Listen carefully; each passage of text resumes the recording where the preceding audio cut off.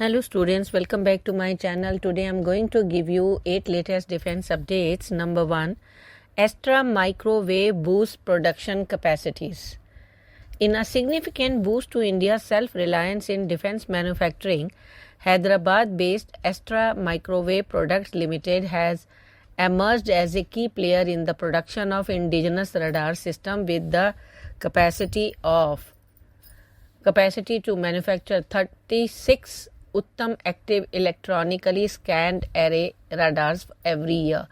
This development underscores AMP's growing role in supporting India's defense forces with cutting-edge technology and aligns with the nation's Make in India and Atmanirbhar Bharat initiative aimed at reducing dependency on foreign imports. The Uttam radar, SR radar, developed by the Electronics and Radar Development Establishment under the DRDO, represents a leap forward in India's radar technology. Unlike traditional mechanically scanned radars, SR radar use a phased array of antennas to electronically steer the radar beam, offering superior target detection, tracking, and engagement capabilities. The Uttam radar is designed to enhance the operational effectiveness of fighter jets by providing multi-target tracking resistance to electronic jamming and low probability of intercept, making it critical asset for modern aerial warfare. Next, SIPRI reveals the exact number of Akash missile system. In a significant development underscoring the growing defense ties between India and Armenia, recent data from the Stockholm International Peace Research Institute, that is SIPRI, confirms that Armenia has procured nearly 15 units of the Akash air defense missile launchers from India, along with 400 units of advanced Akash IS missile system. This acquisition marks a pivotal moment in Armenia's effort to modernize its air defense capabilities and highlights India's emergence as a key player in the global defense export market.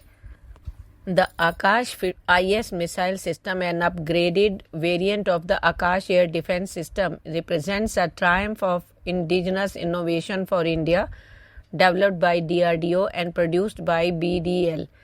The Akash IS comes equipped with an indigenous seeker, enhancing its precision and effectiveness in engaging aerial threats. The system has rigorously tested with the DRDO conducted successful trials where the Akash 1S was fired 5 times against multiple targets, achieving its objectives with remarkable accuracy. Next, IAF chief calls for indigenous weapon production. In a sobering assessment of the evolving nature of warfare, Air Chief Marshal A.P. Singh, Chief of the Indian Air Force, has underscored the need for India to prepare for prolonged conflicts that could stretch over months or even years. Speaking at a recent defense conclave, Singh emphasized that the era of swift, decisive battles is over, and future wars potentially involving adversaries like China and Pakistan may involve sustained, low-intensity engagements. Drawing lessons from the ongoing Ukraine-Russia conflict, now in its third year, he stressed the critical importance of establishing local production lines for weapon, ammunition, and systems, integral to IAF operations. Next, KFG, Kurdistan Freedom Guerrilla, downs Turkish Akinci drone. In a striking development in the Kandi region, the Kurdistan Freedom Guerrilla claimed responsibility for shooting down a Turkish state Akinci type drone, a high-altitude, long-endurance, unmanned combat aerial vehicles manufactured by Baker. The incident has sparked discussions about the vulnerabilities of advanced unmanned aerial systems, in contested airspace and raised questions about their perceived invincibility, particularly for nations like Pakistan, who have heavily invested in Turkish drones such as the Akinci and the Bayraktar TB2.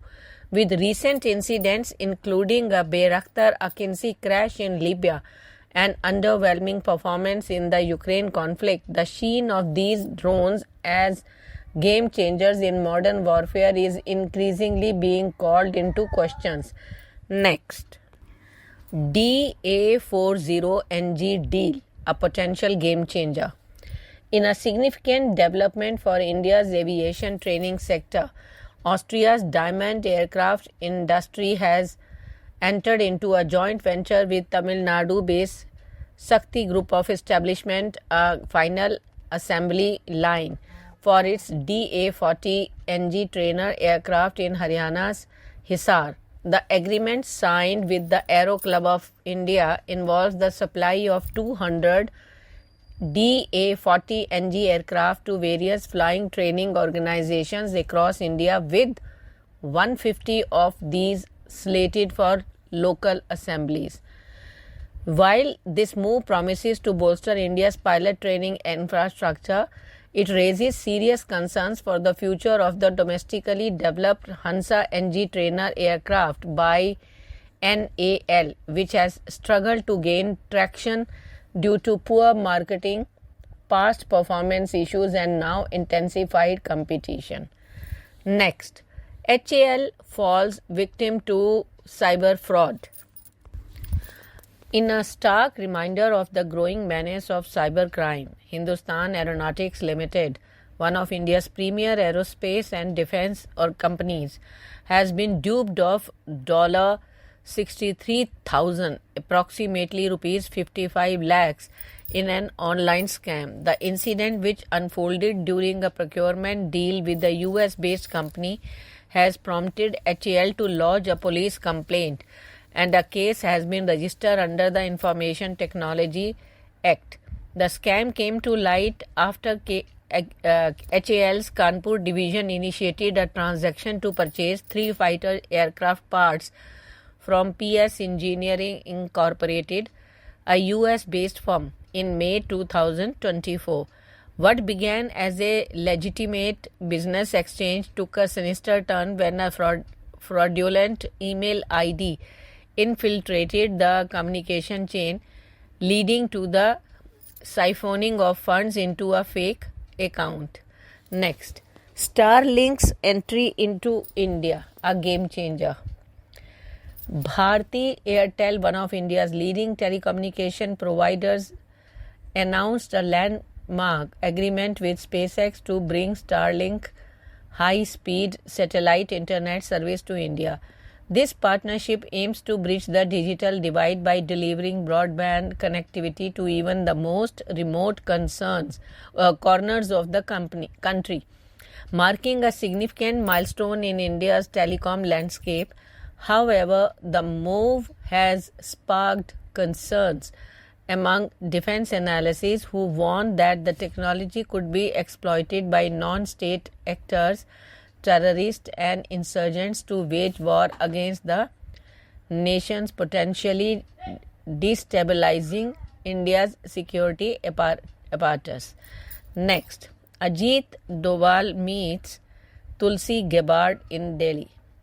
National Security Advisor Ajit Doval on Sunday held bilateral talks with US Director of National Intelligence Tulsi Gabbard and chaired a conclave of top global intelligence czars focusing on boosting cooperation in confronting various security challenges, including terrorism and threats posed by emerging technologies. Thank you.